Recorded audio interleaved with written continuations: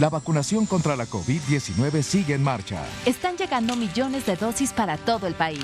Las vacunas han sido aprobadas por organismos en todo el mundo. Son eficaces y seguras. Muy pronto será tu turno. Recuerda, la vacunación es universal, gratuita y voluntaria. Te protege y protege a quienes queremos. Si quieres más información, visita mivacuna.salud.gov.mx. Cuidémonos entre todos. Vacúnate y no bajes la guardia. Secretaría de Salud. Si te toca recibir la vacuna contra la COVID-19, toma en cuenta estas recomendaciones. Antes de ir al centro de vacunación, desayuna y toma tus medicamentos. No llegues con mucha anticipación. Hidrátate bien con agua natural, sobre todo en zonas cálidas. Si tienes dudas, visita mivacuna.salud.gov.mx. Recuerda, la vacuna es segura, universal y gratuita. Te protege y protege a quienes queremos. Cuidémonos entre todos. Vacúnate y no bajes la guardia. Secretaría de Salud. En México, la vacuna contra la COVID-19 es universal, gratuita y voluntaria. Nadie puede venderla ni pedirte dinero para algún trámite. Si necesitas denunciar a una persona servidora pública, hazlo en sidec.funcionpublica.gov.mx. Si crees que es un fraude, llama al 911. Recuerda, todas las vacunas que se aplican son seguras y eficaces. Cuidémonos entre todos. Vacúnate y no bajes la guardia. Secretaría de Salud.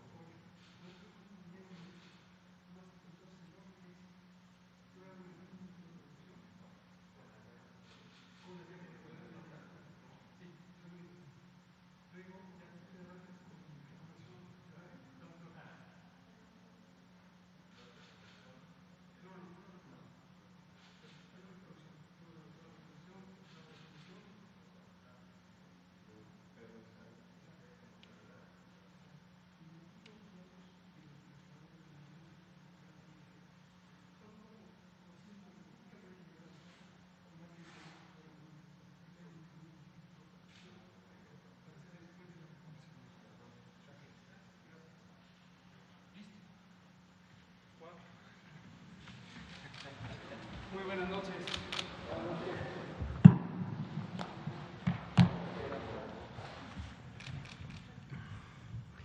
Por favor, doctora. Muy buenas noches. Son las 19:02 del viernes 11 de junio de 2021. Estamos en el Palacio Nacional de México, en la Ciudad de México, y vamos a iniciar la última de nuestras sesiones diarias de conferencia de prensa sobre COVID-19, la pandemia causada por el coronavirus SARS-CoV-2. Como hemos comentado en los últimos pocos días, los días de esta semana, estamos cerrando un ciclo de comunicación para continuar nuestro trabajo en el monitoreo y en la atención de esta epidemia. En particular, para continuar avanzando en el Programa Nacional de Vacunación contra COVID-19 y su estrategia operativa.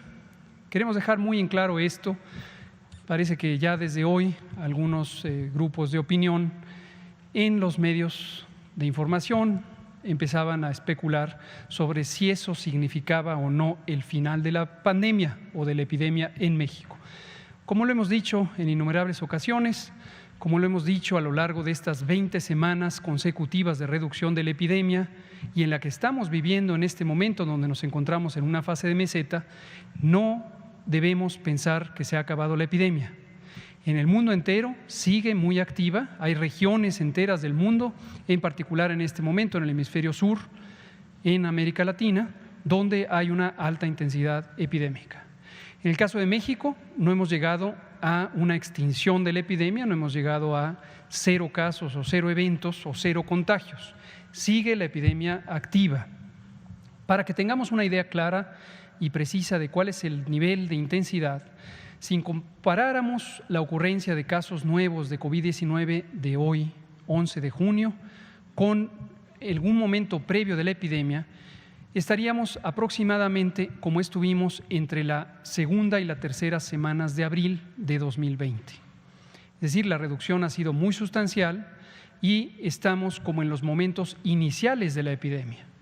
Desde luego con la enorme diferencia, muy alentadora, que en vez de ir con una epidemia a la alza, vamos con una epidemia a la baja. Pero es muy importante que quede claro que no estamos declarando el final de la epidemia, que estamos conscientes que tenemos varias entidades federativas, concretamente 5, que tienen una actividad epidémica muy sustancial. En algunos casos, como es Quintana Roo y Yucatán, la intensidad epidémica de este momento se compara con lo que tuvieron en su momento más activo, en el verano de 2020. En el caso de Quintana Roo, de hecho, ya lo ha sobrepasado y continúa con una tendencia a la alza. Entonces, no debe haber confusión al respecto y no debe haber especulación para suponer que el mensaje del Gobierno de México es que ya se acabó. Y mucho menos pensar que el trabajo de nuestro gobierno en atender la epidemia, de hecho el trabajo del Estado mexicano en atender la epidemia, tampoco debe acabarse. Solo se va a acabar en el momento en que la epidemia pase a uno de 2 escenarios. O bien a una extinción, a una interrupción completa de la transmisión en todo el mundo, o bien a un estado endémico epidémico. Esto quiere decir una situación en donde el virus SARS-CoV-2 y consecuentemente la enfermedad COVID-19 se empiecen a manifestar como una enfermedad persistente, probablemente con ciclos de subidas y bajadas que correspondan a estaciones del año, tal como ocurre con muchos otros virus respiratorios, tal como ocurre con la influenza, que es una de las enfermedades que tiene esa característica. Abre con pandemias y después se incorpora a ciclos estacionales. Estos son los escenarios predecibles del comportamiento de esa epidemia. Cuando estemos avanzando hacia cualquiera de las 2 situaciones, ustedes lo sabrán porque en todo momento estaremos para informar. Hoy, 11 de junio de 2021, solamente estamos cerrando este ciclo de comunicación, pero de ninguna manera el trabajo de manejo, de control, de reducción de riesgos, de comunicación de riesgos y, por supuesto, de vacunación que continúa. Ayer, jueves 10 de junio, el doctor Ricardo Cortés y el doctor José Luis Salomía presentaron 2 de los elementos fundamentales del manejo de nuestra epidemia y hoy vamos a tener el complemento con la participación de 3 compañeros o 2 compañeros y una compañera muy apreciados también por todos nosotros.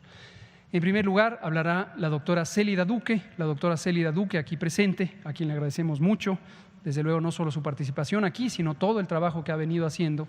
Es la directora de prestaciones médicas del Instituto Mexicano del Seguro Social y nos hablará del trabajo fundamental, valioso, indispensable de este instituto que cubre más de la mitad de la atención médica de nuestro país. Enseguida el doctor Gustavo Reyes Terán, quien es el comisionado coordinador de los Institutos Nacionales de Salud y Hospitales de Alta Especialidad, nos hablará de la reconversión hospitalaria en los hospitales federales, incluyendo los Institutos Nacionales de Salud, y también presentará el segmento correspondiente al trabajo que ha hecho el INSABI, el Instituto de Salud para el Bienestar, que ha servido como un elemento coordinador de la respuesta y en especial de la reconversión hospitalaria, del reclutamiento y formación de personal de salud en las entidades federativas. Es la institución nacional que ha ayudado al trabajo de los estados, de las 32 entidades federativas, es de donde ha salido la enorme mayoría del financiamiento para las reconversiones hospitalarias y la atención de salud COVID en las 32 entidades federativas. Absolutamente todas las 32 entidades federativas han puesto de sí, han puesto su parte pero la parte mayoritaria del financiamiento, del reclutamiento, del entrenamiento del personal ha venido del INSABI. Y finalmente terminaremos con el doctor Ruy López Ridaura, director general del Centro Nacional de Control de Enfermedades o de Programas Preventivos y Control de Enfermedades, que, como se conoce, tiene una función primordial como secretario técnico del Comité Nacional para la Seguridad en Salud, y en función de esa capacidad es que ha realizado un sinnúmero de acciones de rectoría y de coordinación para la respuesta a la epidemia, y ahora más recientemente, desde que empezó el programa de vacunación, es el coordinador operativo de la estrategia Correcaminos. Por último, yo daré algunas pocas palabras hablando también de lo que mencionará el doctor López Ridaura sobre los siguientes pasos, y si nos diera tiempo de algunas preguntas las tomamos, si no, pues probablemente en este momento ya no las tomaríamos. Muy bien, pues bienvenidos compañeros. Vamos a pasar con un par de diapositivas, las iniciales. Voy a dar un marco de referencia recordando los pilares del proceso de preparación y respuesta ante la epidemia de COVID-19 en México. Ayer el doctor Alomía daba ya muchos detalles de la cronología de este evento y dejaba muy en claro lo que mencionamos múltiples veces, que para México la preparación inició desde antes, mucho antes de que pudiéramos tener COVID-19 en el territorio nacional o incluso en el continente americano. Cuando la epidemia solo estaba en China, con 27 casos de neumonía, nosotros anticipamos que esa sería la próxima pandemia. Y en términos de eso empezamos a actuar.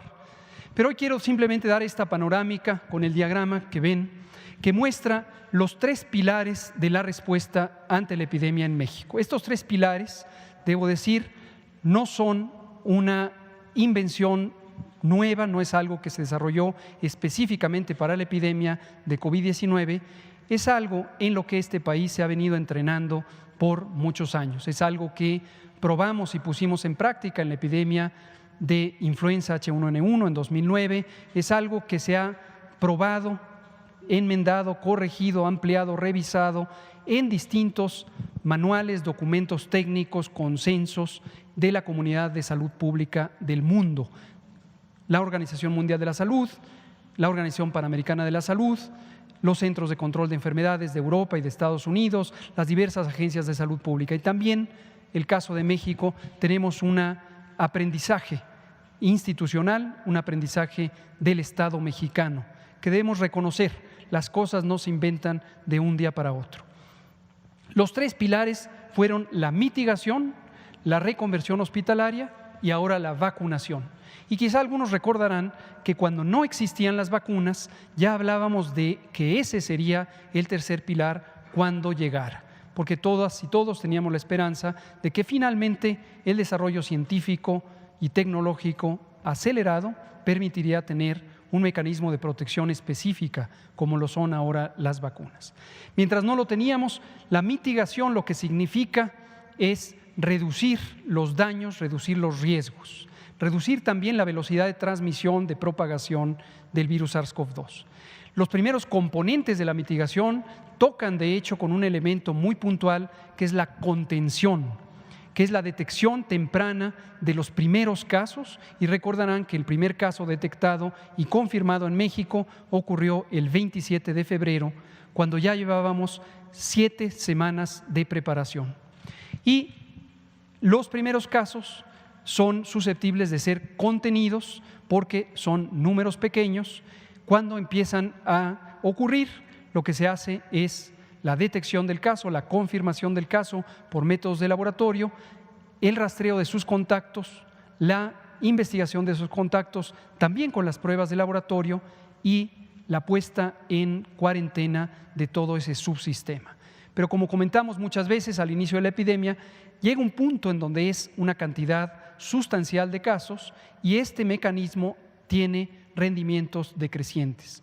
Y es el momento en que hay que pensar de manera muy temprana con medidas masivas dónde está la mitigación. En el caso de México, eso lo iniciamos el viernes 13 de marzo de 2020, cuando en esta misma conferencia declaramos que se activaría la fase de mitigación con lo que en su momento fue denominado la Jornada Nacional de Sana Distancia. Evolucionó después de junio de 2020 hacia el sistema de nueva normalidad con el semáforo que sigue vigente hasta este momento. Lograr esta mitigación nos permitió aplanar la curva, nos permitió ganar tiempo, nos permitió reducir el número absoluto de casos nuevos y hospitalizaciones que podían ocurrir por día y que requerían primero acondicionar y ampliar la capacidad hospitalaria, de la que hablarán la doctora Duque y el doctor Reyes Terán. Harán notar que al inicio, cuando estábamos en esta fase, teníamos una cantidad sumamente limitada de camas para atender a las personas con COVID. Era indispensable reconvertir. Sobra decir, porque lo dijimos en múltiples ocasiones, que esa era la consecuencia de casi 40 años de falta de inversión y falta de desarrollo, y después, en los últimos 15, de un proceso de privatización acelerada del Sistema Nacional de Salud, que nos dejó un déficit acumulado de más de 250,000 personas trabajadoras del Sistema Nacional de Salud, nos dejó hospitales abandonados, nos dejó subinversión, nos dejó falta de equipamiento, etcétera, etcétera, etcétera. Había que reconvertir ante un sistema que había sido desmantelado y privatizado. Y esto no debemos olvidarlo porque es una de las máximas lecciones aprendidas. Se necesita un sistema de salud de cobertura universal, público y gratuito. Es indispensable en condiciones ordinarias para atender los padecimientos regulares en ocurrencia de la población de México. Lo es críticamente necesario cuando se vive un estado de emergencia. Por eso se hizo la reconversión hospitalaria y verán ustedes los impresionantes números de ese esfuerzo y ese resultado.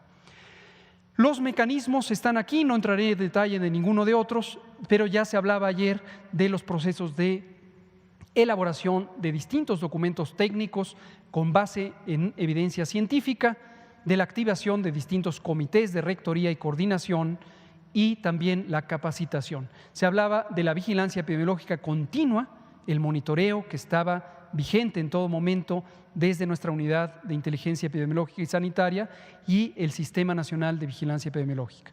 Reforzamiento de la atención hospitalaria, también con distintos protocolos, no solo el de reconversión, sino múltiples otros, guías de práctica médica para el COVID-19. La comunicación de riesgos, representada por esta misma conferencia y sus 450 horas de trabajo, pero que atrás tienen un grupo muy amplio del Estado mexicano, no solo del gobierno, sino del Estado mexicano, que es el que finalmente se expresa a través de nosotros en la conferencia. Y por supuesto la vigilancia de evolución que continuará hasta que se cumplan las condiciones ya mencionadas. Lo último de esto es cómo esto es una secuencia necesaria, pero que también tiene ciclos repetitivos en los que literalmente todos los días se revisa la táctica, la manera específica en que se instrumenta la estrategia, que es el plan de largo plazo. Anticipación y preparación, la detección temprana, las medidas de salud pública diversas que confluyen en los efectos de mitigación y, por supuesto, también la mitigación de daños producto de la reconversión hospitalaria y el control de la transmisión, ahora ampliado con la vacunación. La última que presentaré es esta, que es la forma de retratar de manera sintética la reconversión hospitalaria. La doctora Duque y el doctor Reyes Terán entrarán en detalles, pero vean ustedes en la secuencia de tiempo es muy notoria la ampliación de la capacidad hospitalaria, 7 veces para el caso de las camas generales y también cerca de 5,5 veces para las camas con ventilador. Y ya hemos dicho muchas veces que no se habla de camas pensando solamente en el mueble donde se alojan los pacientes, sino todo el sistema, donde el personal es el factor más determinante del éxito. Empezamos con cifras sumamente exiguas de camas, llegamos a tener 35,635 camas, 7 veces lo que se inició, y 11,681 camas. Y pueden ver ustedes que siempre, en todo momento, estuvimos por arriba de la necesidad. Lo que está en la sombra oscura es la ocupación, lo que está en la sombra clara de color rosa es la disponibilidad. Nunca faltaron camas, nunca faltaron condiciones de hospitalización. Muy bien, vamos a darle la palabra, doctora Célida Duque, si es tan amable.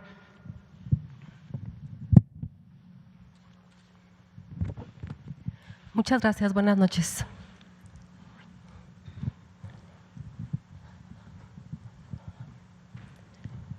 En representación del director general del IMSS, el maestro Zoe Robledo Aburto, les comparto este proceso de reconversión que se llevó a cabo en el Instituto Mexicano del Seguro Social. Y bueno, pues ya el doctor comentaba que a finales de febrero se confirmó el primer caso positivo a COVID en nuestro país.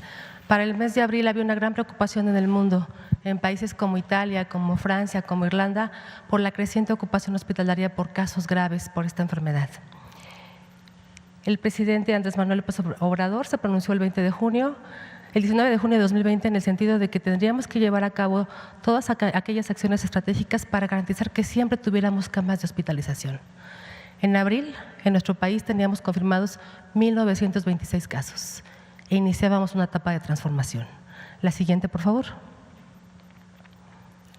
Como bien comentaba el doctor López-Gatell, para febrero de 2020 en el IMSS únicamente teníamos 463 camas para atender COVID. El 27 de febrero inició el proceso de reconversión. Para el 21 de abril contábamos ya con 5,228 camas distribuidas en 110 hospitales.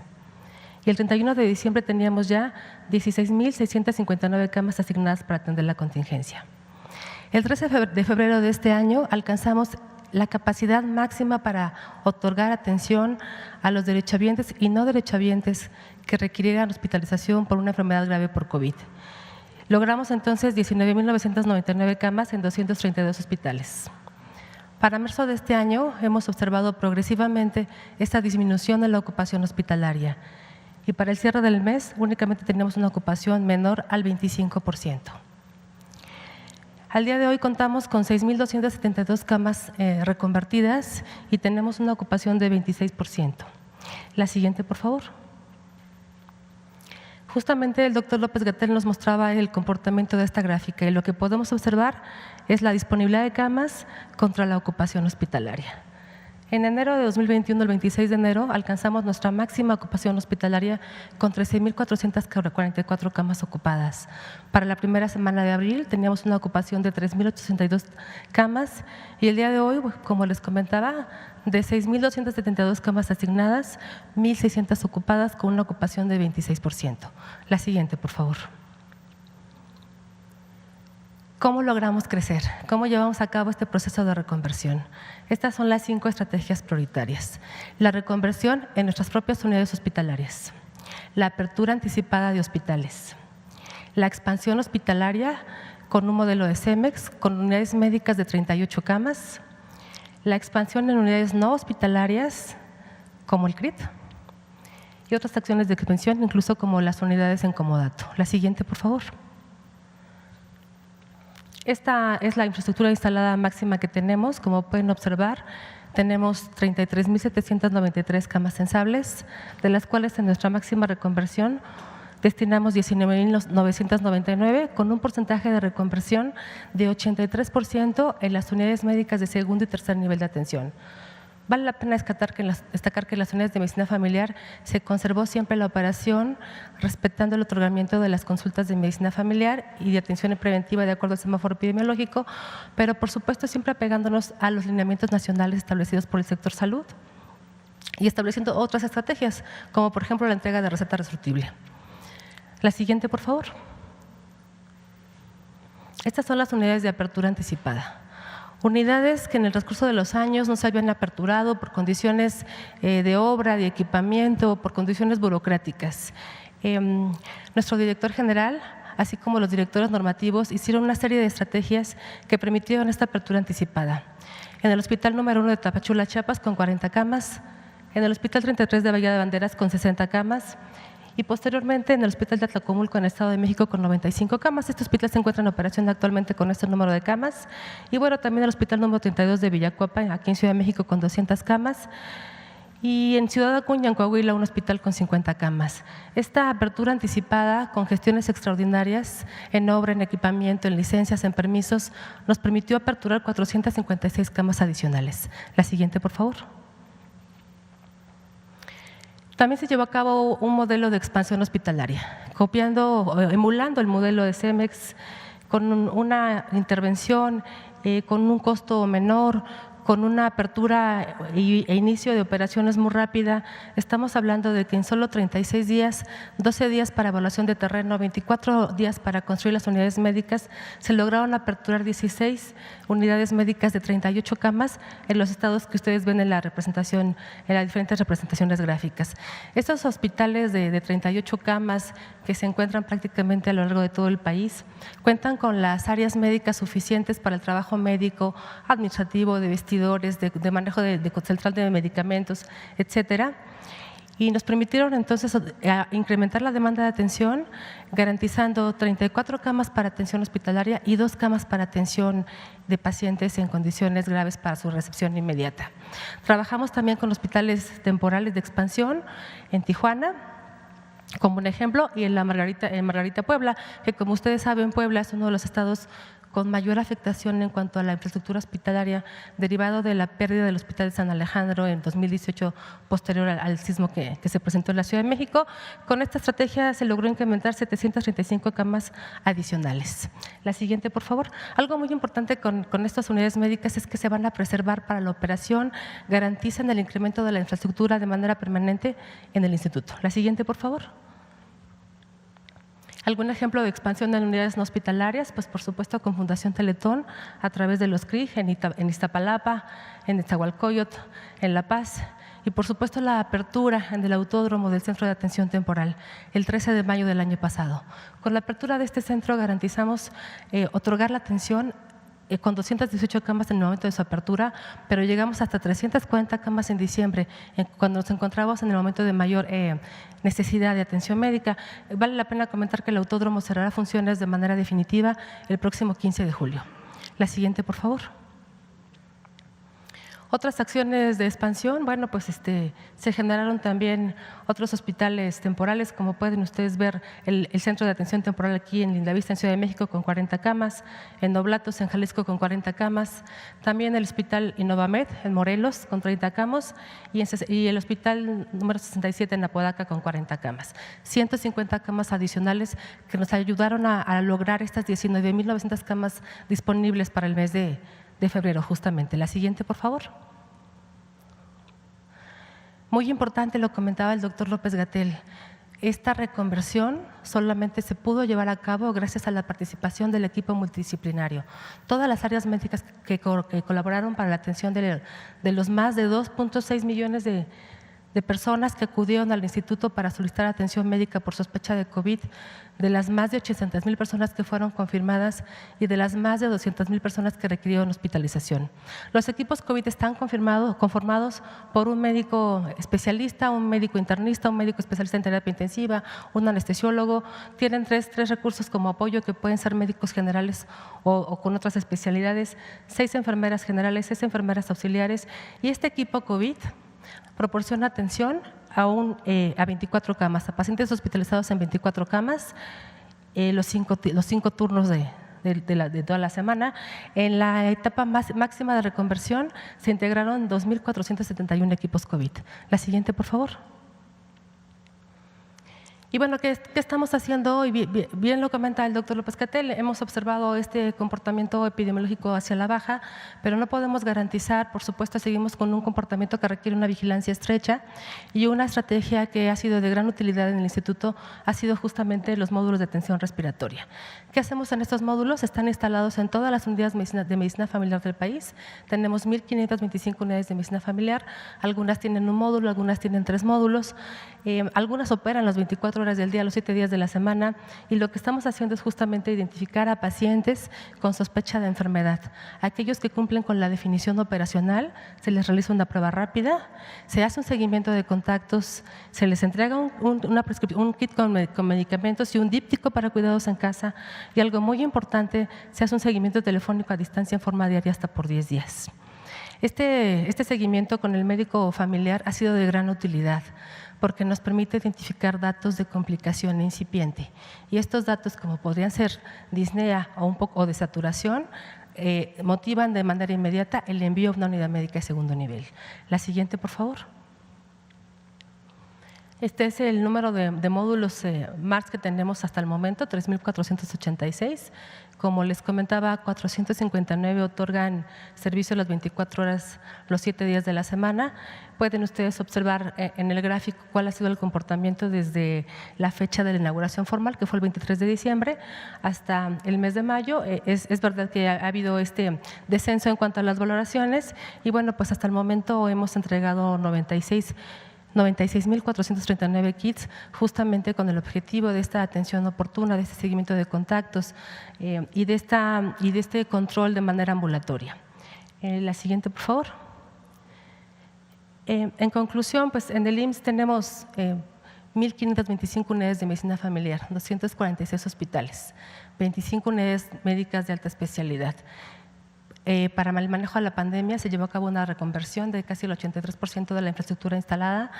Continuamos otorgando atención en servicios médicos prioritarios, urgencias, atención gineco-obstétrica, cirugías urgentes, por supuesto. Se llevaron a cabo convenios marco para garantizar la atención de urgencias en pacientes que no podían ser hospitalizados dentro de nuestras unidades.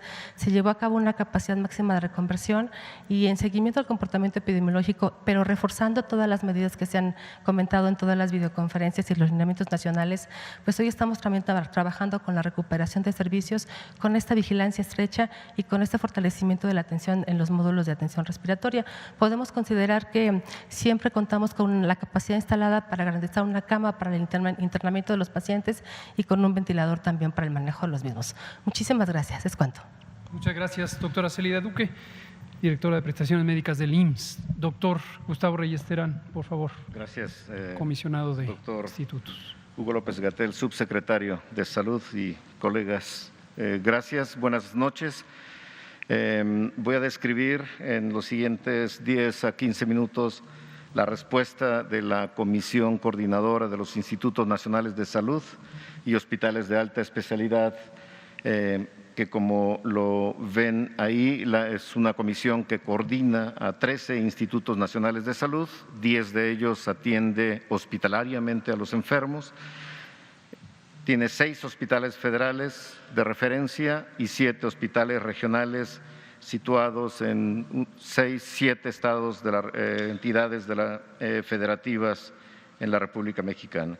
Sus objetivos primordiales son la investigación clínica y de ciencia básica, la formación de recursos humanos y la atención médica especializada. En la investigación y la formación de recursos humanos es en el contexto de que en los institutos nacionales de salud y los hospitales federales se da una atención médica especializada y se parte de esa buena atención o atención de alta especialidad.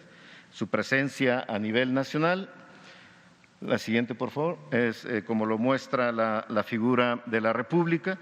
En esos estados hay presencia directa con hospitales regionales de alta especialidad y concentrados en el centro los institutos nacionales y los hospitales federales de referencia. Es importante considerar que la CINSAE y los institutos y hospitales federales tienen una interacción continua con cada una de las entidades federativas de la República Mexicana. La siguiente diapositiva muestra lo que ustedes han visto en múltiples ocasiones, sobre todo en los últimos días o pocas semanas, donde muestra las dos grandes oleadas pandémicas. Como bien se ha descrito, las pandemias se presentan por oleadas impredecibles en cuanto a magnitud y tiempo, y la segunda oleada en particular fue de una mayor magnitud que la primera oleada. Esto solamente refleja la pandemia en CINSAE, en los hospitales coordinados por la Comisión, en la zona metropolitana del Valle de México, epicentro de la pandemia. Es importante resaltar en esta figura la línea anaranjada que muestra a los pacientes intubados, la línea azul muestra el total de pacientes hospitalizados durante el tiempo, la primavera y verano del 2020, la primera oleada, otoño de 2020 y el invierno de 2020 y 2021, la segunda oleada. Vean también en la línea anaranjada la cantidad de pacientes que requirieron ventilación mecánica y, por tanto, intubación y el apoyo con ventiladores mecánicos. Prácticamente 500 personas en algún momento, a finales de enero de 2021, que fue el máximo pico en los hospitales coordinados. Siguiente.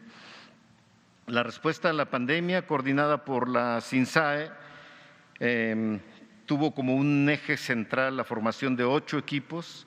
Un primer equipo, los 8 equipos trabajando de manera transversal, simultáneamente.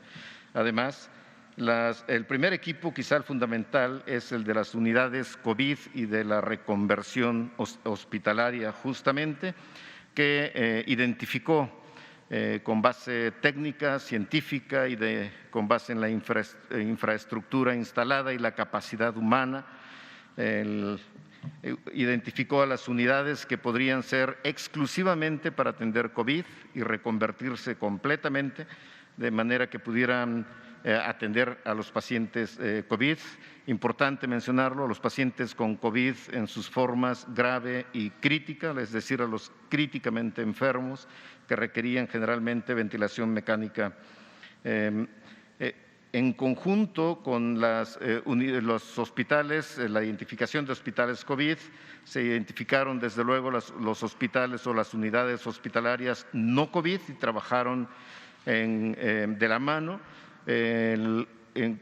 muy de la mano también con un sistema de referencia y contrarreferencia que fue coordinado que fue el tercer equipo importante y que coordinó el paso de pacientes no COVID de los hospitales COVID a hospitales no COVID, dependiendo de la enfermedad que los había llevado a la hospitalización, es decir, los pacientes con cáncer se refirieron al Instituto Nacional de Cancerología, los pacientes con enfermedades cardiovasculares al Instituto Nacional de Cardiología, los pacientes con trauma o que requerían de atención por ortopedia al Instituto Nacional de Rehabilitación o al Hospital Gea González o a los hospitales generales de referencia, el General de México y el Juárez de México, por ejemplo.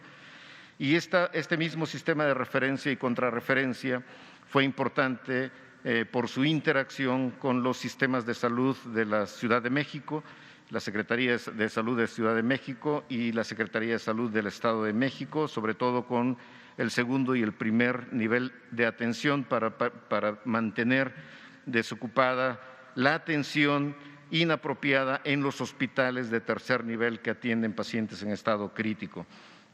Al mismo tiempo, el equipo de control de infecciones y de capacitación estuvo manteniendo sesiones continuas para capacitar a capacitadores para el uso de equipos de protección personal de manera piramidal y de manera que se multiplicaba la cobertura de cada vez más y más personas capacitadoras que a su vez capacitaban en sus centros hospitalarios o en sus institutos. El grupo de investigación científica, fundamental debido a que COVID como enfermedad nueva producida por un virus nuevo, SARS-CoV-2, se intuía y se asumía que iba a haber una generación de conocimiento explosivo como lo hubo, y también lo que no imaginamos es la vulnerabilidad de la evidencia científica y el abuso de medicamentos no científicamente comprobados para poder ser usados para atender el problema COVID en nuestros hospitales e institutos. Este equipo, por tanto, continuamente, mediante sesiones semanales y a veces más de una vez por semana, analizaba los resultados de estudios que continuamente aparecieron en línea y en las revistas de mayor prestigio científico, médico del mundo. Y finalmente, en el periodo interolas, se creó el equipo de salud mental del personal, por razones obvias, el desgaste físico y mental del personal de enfermería, el personal de salud, los médicos residentes en particular, requirieron de una atención personalizada de manera que pudiera mitigar los efectos de la pandemia. Todo esto en colaboración directa con el Gobierno de Ciudad de México y con el ISEM del Estado de México. Siguiente, es importante definir lo que es la reconversión hospitalaria, puesto que el concepto se ha mal utilizado con frecuencia, incluso por personal médico. La reconversión hospitalaria es la adecuación de áreas diferentes, hospitalarias diferentes a la unidad de terapia intensiva para convertirlas en unidades de atención a pacientes que podrían requerir o que requieren de ventilación mecánica, es decir, críticamente enfermos. La adecuación incluye verificar o transformar o adaptar los sistemas de suministro eléctrico, los sistemas de compresión y de mezcla de gases medicinales y de equipos como ventiladores invasivos, monitores, bombas de infusión, máquinas de hemodiálisis disponibles, de manera que puedan ser utilizadas en un paciente grave o en estado crítico. Y por supuesto, nada de ello funcionaría aún con una infraestructura apropiada si no hubiese personal capacitado, y que fue uno de las dificultades con las que nos enfrentamos en cualquier punto de la República Mexicana, debido a lo que comentó el doctor Hugo López-Gatell, con esa deficiencia en el número y en el personal profesional capacitado para atender una pandemia de esta magnitud. La reconversión hospitalaria de SINSAE, la siguiente por favor. En SINSAE constó básicamente divididos en la zona metropolitana epicentro de la pandemia y en los hospitales regionales en las entidades federativas de alta especialidad. Teníamos una capacidad instalada de apenas 132 camas para pacientes intubados, para atender pacientes en estado crítico, y 46 en los hospitales regionales, y eso se incrementó 4.2 veces y casi 4 veces respectivamente en los hospitales de la zona metropolitana y de las entidades federativas, llegando a un total de casi 700 camas exclusivamente para la atención de pacientes en estado crítico, con personal capacitado para atenderlos. La respuesta a la pandemia incluyó la capacitación del personal de salud. Siguiente, hubo 3 cursos preparativos a capacitadores, cursos presenciales porque lo permitía entonces la pandemia, y esto habla también de lo oportuno que fue la preparación para atender a los enfermos en su momento, con 67 cursos virtuales y casi 140,000 personas de cobertura. Es importante recordar en este punto de que se capacitaba a potenciales capacitadores o a capacitadores que podrían extender la información a sus hospitales. En cuanto al grupo de investigación científica, se formó un grupo multidisciplinario que tuvo durante el año pasado y parte de 45 reuniones, y sigue sesionando, de manera que el panel está ahí para analizar y recomendar tratamientos, que varios de ellos o muchas de estas recomendaciones resultaron en lineamientos oficiales o parte de lineamientos oficiales. El panel multidisciplinario, siguiente, constó de estas 20 personas altamente capacitadas, con múltiples especialistas en múltiples disciplinas, con formación base en medicina interna, infectología, neumología, medicina crítica, y todo en un contexto de conocimiento amplio en 2 de los aspectos fundamentales para poder analizar con precisión la generación del conocimiento, que son la metodología de la investigación y el análisis bioestadístico de los resultados de los estudios. La siguiente, por favor.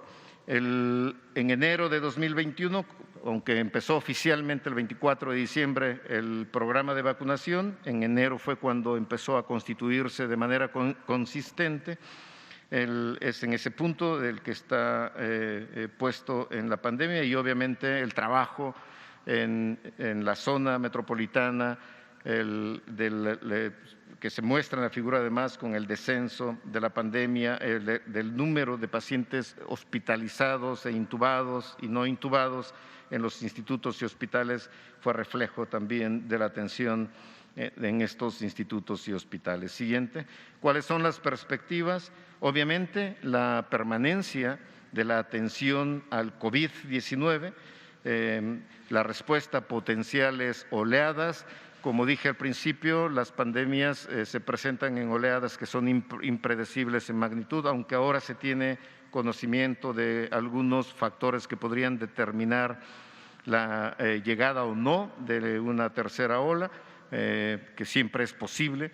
En mi opinión personal, si se presenta, pienso que sería no de la magnitud de la última que sufrimos en el otoño-invierno del 20 y del 21, pero eso está por verse, es impredecible como lo he manifestado y depende de otros factores también. En el caso concreto de SINSAE, el Instituto Nacional de Enfermedades Respiratorias se ha reconvertido completamente, es un hospital de terapia, es una terapia intensiva. El instituto, con 160 camas de terapia intensiva, puede mantener, y lo hizo de hecho, y no creo que hay otro hospital, bueno, en México sin duda no lo hay, y quizá en Latinoamérica o en otras partes del mundo difícilmente, excepto en Asia, donde tienen hospitales realmente con una gran cantidad de camas. Llegó a tener 160 pacientes asistidos mecánicamente, es decir, intubados. El segundo punto con respecto a la atención al COVID es la atención y la rehabilitación de pacientes con secuelas de COVID, que representa todo un reto para todas las instituciones de nuestro sector salud. Siguiente, en la atención de pacientes no COVID, que es otro de los retos fundamentales en los institutos nacionales de salud y los hospitales federales, establecer las prioridades de atención de acuerdo a las necesidades de la población, implementar mecanismos de seguimiento como asesoría médica a distancia, fortalecer la referencia y contrarreferencia de pacientes ambulatorios que requieren hospitalización, y se propone la creación de un centro coordinador de urgencias médicas de SINSAE en vinculación con el CRUM de Ciudad de México. Siguiente, faltan 2 diapositivas. La atención de alta especialidad con la continuidad de la operación, la gratuidad en el tercer nivel en ese contexto, la optimización de tratamientos fundamental como parte de la integración e interacción con otras instituciones de salud, el fortalecimiento del control de infecciones. Una de las mayores secuelas que podría dejar la pandemia es justamente por el uso, y lo digo a nivel nacional y a nivel internacional, el uso inadecuado de los antibióticos en muchos de los hospitales, y que podría resultar en la selección de bacterias resistentes a múltiples fármacos. Este representa un problema de salud pública que desde antes de la pandemia se había ya manifestado y se había ya descrito. Después de la pandemia quizá como problema de salud pública sea todavía mayor la magnitud. Siguiente. Solamente una diapositiva de agradecimientos a las instituciones y a los centros que ayudaron a SINSAE y trabajaron en conjunto con SINSAE para mantener la atención hospitalaria en la zona y en los estados donde tenemos presencia. En la siguiente, por favor. Rápidamente voy a exponer la respuesta de INSABI a la pandemia en 3 diapositivas. En primer lugar, el INSABI fortaleció la atención médica mediante el incremento de la capacidad hospitalaria para la atención del COVID-19, la contratación de personal especializado, capacitación del personal de salud y la adquisición de equipos médicos, de insumos, particularmente medicamentos y también reactivos para el diagnóstico. Esto es en cuanto a la atención médica, y siempre en colaboración con las entidades federativas a través de sus secretarías de salud y los gobernadores directamente, la SINSAE evidentemente, la Guardia Nacional, el IMSS Bienestar, el INDRE, el ISSSTE, los centros de prevención y readaptación social, Petróleos Mexicanos, la Secretaría de la Defensa Nacional, la Secretaría de Marina, los centros operativos, el Centro Operativo para Atención de Contingencias, COPAC, también como parte de la interacción con el INSABI para fortalecer la atención médica. Desde la siguiente, por favor. Desde el punto de vista de la atención, del fortalecimiento de los hospitales COVID-19, el total de hospitales que INSABI fortaleció con diversos mecanismos fue de 472, 460 de esos hospitales en las entidades federativas. Y del total de camas entre reconvertidas y adaptadas para su disponibilidad a pacientes que no requerían ventilación mecánica, fueron más de 11,000 camas en total. El personal de salud asignado a la atención de esos hospitales fueron contratados por el INSABI en total casi 20,000, con más de 6,000 médicos y cerca de 12,000 personal de enfermería. La respuesta a la pandemia en cuanto al equipo médico, la siguiente, por favor. El total de equipo médico fue de 11,832, básicamente camas de hospital, ventiladores, monitores, bombas de infusión, que cada paciente crítico ocupa entre 5, 6 o más bombas de infusión de manera simultánea para la aplicación de medicamentos, equipos de imagen y rayos X, ambulancias, entre otros. En cuanto a los medicamentos y otros insumos, casi 40 millones fueron comprados para las entidades federativas y más de 30 millones para las instituciones. Y finalmente la capacitación, hubo una capacitación continua sobre manejo clínico denominado México contra COVID-19, que fue un foro virtual interactivo en vivo de micrófono abierto en colaboración con el Instituto Nacional de Ciencias Médicas y Nutrición Salvador Subirán, que ha tenido 138,500 accesos en más de 275 sesiones realizadas. Esta es la última diapositiva. Muchas gracias por su atención. Quedaré abierto a preguntas. Muchas gracias. Gracias, doctor Reyes Terán, coordinador de los Institutos Nacionales de Salud. Finalmente, el doctor Rui López Ridaura, director general de Senaprece, nos comentará sobre la vacunación. Quiero brevemente, mientras él se prepara, agregar un agradecimiento especial y reconocimiento del buen trabajo a 4 componentes que no han sido mencionados. El primero es la unidad de atención temporal COVID del Citibanamex. Esta fue una experiencia muy importante que hoy mismo fue anunciado también su cierre, una entidad clínica formada de la nada literalmente en un centro de convenciones y que fue magistralmente dirigida por el doctor Rafael Valdés Vázquez y un equipo integrado de voluntarias y voluntarios, más de 3,000 trabajadoras y trabajadores de la salud, 2,000 de ellos del personal médico, y fundó un modelo de trabajo, un modelo de atención que no solo sirvió para atender a personas aquí en la Ciudad de México, yo incluido, sino también generar modelos de atención y entrenamiento en el resto del país. Hoy cierra y queremos agradecer esa experiencia y desde luego también a los patrocinadores, el Gobierno de la Ciudad de México y la Fundación Carlos Slim para la Salud en particular.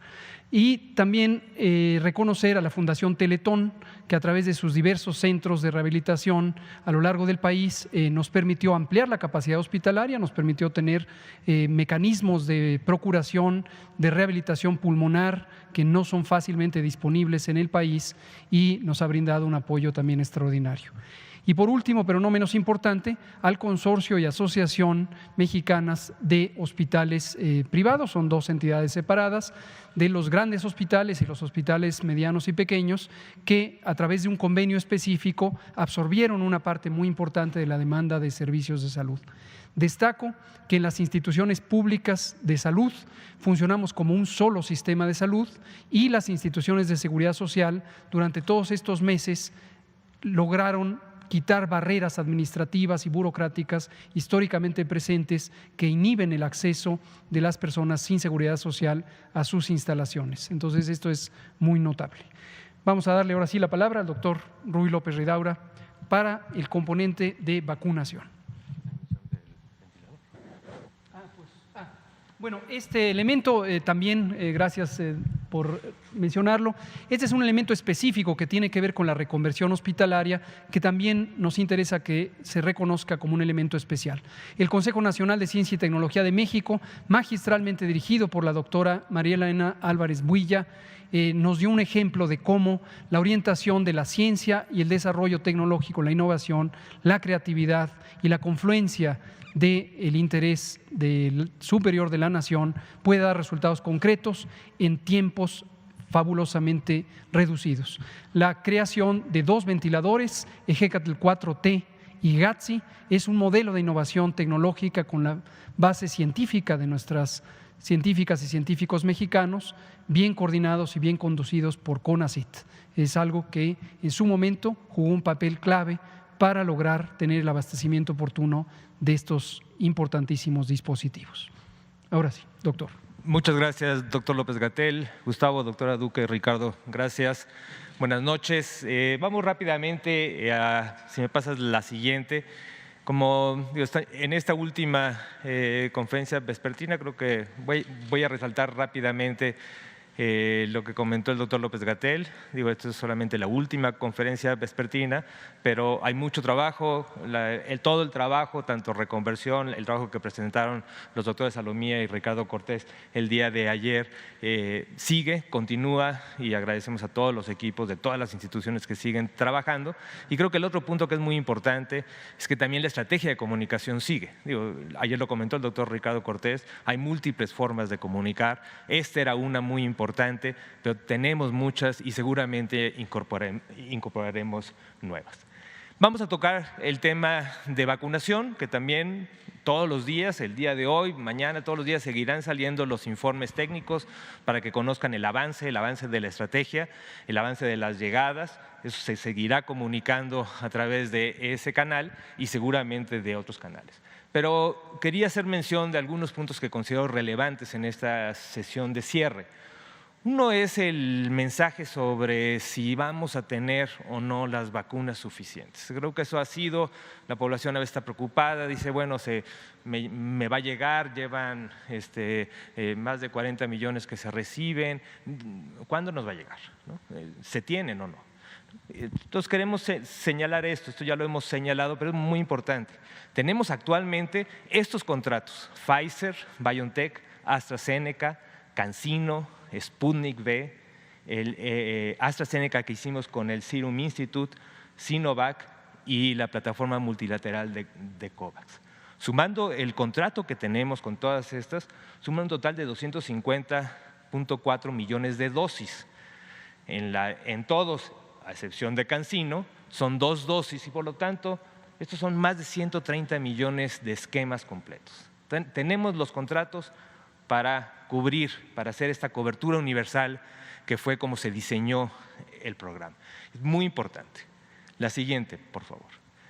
Otro de los elementos que creemos que es muy importante también de comunicación hacia las personas son seguras, son de alta calidad, toda su producción es de calidad, son eficaces. Y es el gran trabajo que COFEPRIS y su comité asesor de moléculas nuevas, el laboratorio CAYAC, también parte de COFEPRIS, nos aseguran con todos sus procedimientos que tienen, procedimientos para evaluar la evidencia científica y decir que son eficaces. Es un trabajo y agradecemos mucho no solamente al grupo de Comité de Moléculas Nuevas, sino también muchos otros grupos de expertos que nos han ayudado a esta evaluación, donde se revisa, se ve y se dice sí, en efecto, es eficaz. Una parte muy importante que lo ha comentado también el doctor López-Gatell es el concepto de autorización para el uso de emergencia. La evidencia sigue, los ensayos clínicos siguen. Y no solamente los ensayos clínicos, sino también la evidencia ya de todas las estrategias operativas de todo el mundo. Entonces, seguimos recolectando y estos grupos de trabajo son indispensables para ir viendo la evidencia que se va incorporando también a la toma de decisiones. Ahora, tenemos estas 7 vacunas ya con la autorización de uso de emergencia. La última que se aprobó fue la vacuna de Janssen, que lo comentamos, y seguramente se van a someter más. Cada una de ellas también somete cambios en su prescripción, en su forma, y eso lo seguiremos evaluando y seguiremos comunicando. Y una parte también muy importante en todo este proyecto es la farmacovigilancia y los eventos supuestamente asociados a vacunación que hemos sido reporte, y también para comunicación a la población, la información que nos dé la población de estos eventos también es relevante para ver exactamente qué tan, si tenemos que hacer modificaciones o no. Y esto además es un esfuerzo global, todos los países lo están haciendo y estamos tomando información de estos sistemas de vigilancia. La siguiente. El otro es el concepto que también ha sido difícil de comunicar a veces y decir, bueno, todos somos esenciales, todos queremos ya la vacuna. Pero se ha definido, y desde el grupo, que también aquí aprovecho para agradecer mucho al grupo técnico que nos ha asesorado en la vacunación, el GETAF, coordinado por la doctora Celia Alpuche, un grupo de investigadores, especialistas de también de diferentes disciplinas que nos han ayudado a definir la estrategia. Y el primer punto es que sigue siendo la prioridad número 1. La estrategia de vacunación nos va a ayudar a disminuir las complicaciones, nos va a ayudar a disminuir la mortalidad. Nos está ayudando, ya tenemos evidencia de que tiene el impacto que se esperaba. Y una parte muy importante, por eso el eje de prioridad de mortalidad fue el eje por edad, y así hemos ido avanzando. Sin embargo, hay otros grupos de atención y ejes prioritarios que hemos explicado, por eso se inició la estrategia de vacunación claramente en el personal de salud como el primer grupo, el personal educativo, pero también la priorización de zonas, irse a zonas turísticas, avanzar más rápidamente en ciertas zonas donde estamos viendo los rebrotes ahora. Es muy importante, en ciertas zonas donde se tiene que hacer aperturas más rápido. Entonces, esto es una estrategia dinámica, pero el eje sigue siendo el primario. Ahorita estamos cubriendo ya, como lo hemos comentado, la década ya terminamos con la de 50-59, la primera dosis, estamos haciendo los segundos esquemas, estamos avanzando en el inicio de 40, que es una década grande, 40-49, y de esa forma iremos avanzando en las próximas décadas. Todos van a recibir la vacuna.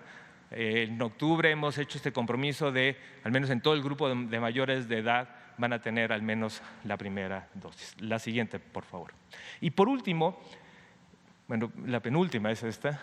Por último, también quiero, por un lado, agradecer a todo este trabajo que es la estrategia Corre Caminos multisectorial, de todas las instituciones, con una gran participación de instituciones del gobierno federal. Es una estrategia federal, pero también un agradecimiento a todas las autoridades estatales, porque la colaboración con los estados ha sido indispensable. Y una parte muy importante es que vean que está el sector salud, pero no solamente el sector salud, tenemos muchos otros sectores que en la operación tienen una participación muy activa, las Fuerzas Armadas, bienestar, con todos los servidores de la nación, con todos los promotores de los diferentes programas, que sin ellos hubiera sido muy complicado llegar a todas las zonas que estamos llegando. Actualmente llevamos más de 36 millones de vacunas aplicadas. Seguiremos a este ritmo, seguiremos batiendo los récords seguramente, y gracias a este trabajo multisectorial con estas brigadas especiales, con la participación también de muchos grupos voluntarios. La siguiente y última de mi parte, ¿qué sigue? Bueno, una parte muy importante es que una vez que terminemos con los de 40 tenemos que ir a este grupo muy grande de la población, que es de 18 a 39 años, y seguramente iremos avanzando en menores de edad conforme se vayan aprobando.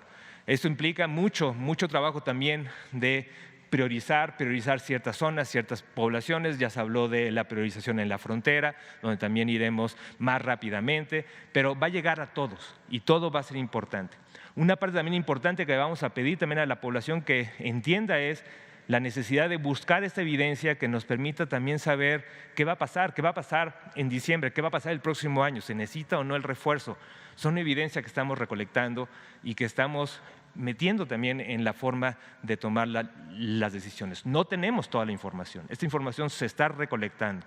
En el momento que se defina, en el momento que se tenga, definiremos cuáles son las siguientes fases posteriores de revacunación, para siguientes años. Y esto es parte de lo que estamos haciendo con todos los grupos de expertos. Entonces, con esto termino, solamente recordando que el avance de la estrategia seguirá siendo público, seguirá publicándose en los informes y seguramente de otras estrategias de comunicación que tendremos. Eso sería todo, doctor. Sí, ¿o quieres que lo comente? Perdón, pensé que le ibas a preguntar. Correcto. Muy bien. Vamos a casi cerrar. Generosamente CEPROPIE y los Sistema Público de Radiodifusión nos están brindando minutos adicionales para completar este cierre cuando son las 24 minutos. Una cosa que es muy importante es tener presente lo que sigue. Insistimos al inicio de esta conferencia, hoy 11 de junio de 2021, que la epidemia no se ha acabado y que el Gobierno de México, y no solo el Gobierno, el Estado mexicano, estaremos presentes, monitoreando, vigilando y respondiendo a cada variación que pueda tener esta epidemia en los distintos escenarios que se presente. No nos vamos a ningún lado, seguimos aquí, solamente dejamos este espacio para dar apertura a otras modalidades de comunicación que nos permitan adaptarnos a las circunstancias. Y tenemos un elemento particular que queremos mencionar de siguientes pasos, que tiene que ver con la experiencia aprendida durante la epidemia, durante lo que llevamos de la epidemia, para la transformación del Sistema Nacional de Salud.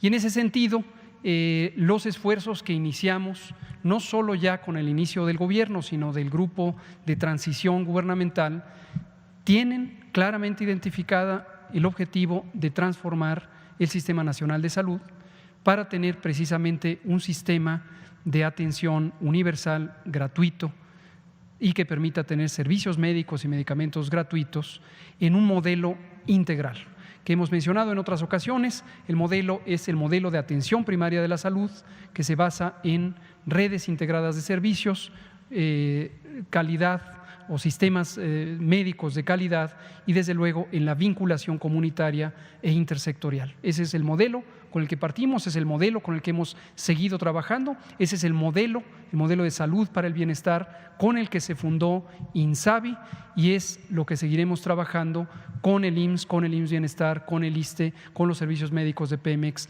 con los servicios médicos de las Fuerzas Armadas, con los 32 sistemas estatales de salud.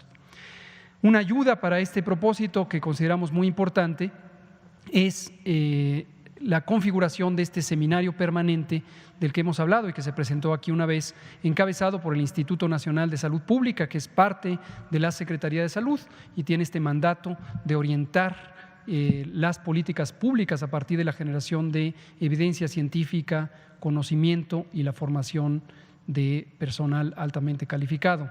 Y este seminario, donde hay 14 instituciones nacionales e internacionales, está dando ya frutos. Próximamente, la siguiente semana, justamente participaremos con ellos en la presentación de una propuesta de un sistema de preparación y respuesta frente a epidemias. Desde luego queremos destacar, esta sería la última imagen, ya no vamos a poner cualquiera otra. Tenemos una lista de agradecimientos que explícitamente hoy no queremos presentar porque está muy lenta la animación, pero la vamos a dejar en la presentación pública y queremos mencionar que hay una enorme cantidad de personas, de instituciones, de organismos de la sociedad civil, de organismos autónomos, los poderes de la Unión, todo el Estado mexicano, desde luego los 32 gobiernos de las entidades federativas, a quienes les agradecemos y de manera puntual a cada uno de ellos los mencionaremos. Agradecemos también a ustedes, comunicadoras y comunicadores, hoy vinieron en un número muy sustancial, nos recuerda al inicio de esta conferencia de prensa, y agradecemos la constancia, el rigor que han tenido en informar. Ha habido diversidad de visiones, diversidad de opiniones, ha habido críticas, hemos señalado lo bienvenidas que son las críticas y lo seguimos señalando, pero es gracias a ustedes, comunicadoras y comunicadores, quienes nos permiten ir hacia adelante cuando la información se transmite, se discute y se amplía para el acceso de toda la población. Casi para terminar, diría que también agradecemos el espacio, la orientación y el apoyo que nos ha dado el presidente Andrés Manuel López Obrador y el secretario de Salud y líder del sector salud, el doctor Jorge Carlos Alcocer Varela. Sin ellos no hubiéramos podido tener el esquema de comunicación tan amplio, tan abierto y tan fundamentado en la evidencia como es indispensable para enfrentar una crisis sanitaria. Y al último que le queremos agradecer, porque finalmente es el soberano, es al pueblo de México. El pueblo de México que nos ha seguido, nos ha escuchado, ha estado presente, ha estado interesado, ha estado solidario y ha creado una comunidad que después de esta emergencia sanitaria sin duda nos permitirá tener una vida de mayor unión, mayor fortaleza para el bien del país en cualquier embate, en cualquier situación difícil que enfrentemos en el futuro. Muchas gracias a todos ustedes que nos ven, son ustedes el pueblo de México y por lo tanto también a ustedes les agradecemos. Muchas gracias, aquí terminamos, ya no nos va a dar tiempo de abrir a preguntas. ¿Mande? ¿Ya han avanzado? Consideramos que sigue, pregunta, le vamos a dar nomás a Juan Hernández el derecho de haber hecho esta pregunta porque fue el que tuvo número 1 de asistencia perfecta, 100%, y le agradecemos, Juan Hernández de Grupo Cantón, Periódico Basta. La pregunta es si estamos satisfechos. Hasta el momento estamos conscientes del trabajo que se ha tenido que hacer, estamos satisfechos de la respuesta social del pueblo de México y de todos a quienes agradecemos y seguimos, como dice el maestro Alcocer, seguimos y seguiremos trabajando por el bien de México. Muchas gracias. Muy buenas noches.